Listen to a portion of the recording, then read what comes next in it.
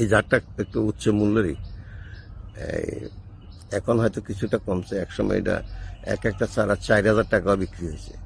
যাই হোক, ওটা নিয়ে কিছু বলতে চাই না। আসলে এর নিয়ে এর বদনাম করার জন্য না, আমি কিন্তু অন্য জায়গায়, এই যে দেখেন, এটা দেশি একটা পেয়ারা। দেশি পেয়ারার একটা বড় বৈশিষ্ট্য হলো এটা কখনো থাই পেয়ারার মতো পানসে হবে না।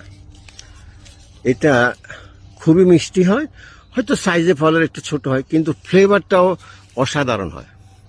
অর্থাৎ দেশি পেয়ারার স্বাদ এটা অন্য কোনো পেয়ারার সাথে তুলনা হবে না।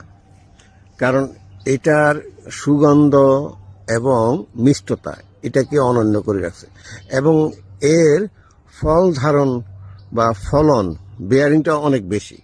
সামান্য আমি একটা ইয়ে দেখলেই বুঝবেন। এই যে দেখেন থোকাটার মধ্যে কিভাবে আসছে, ওখানেও আছে, এই যে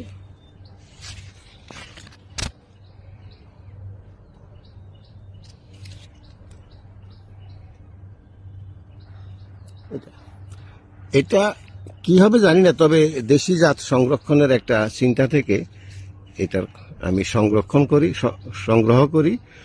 আমাদের কৃষি উদ্যোক্তা আমার ছোট ভাই সাইফুল ইসলাম ভাই নবাবগঞ্জের, ওনার থেকে এই জাতটা সংগ্রহ করি।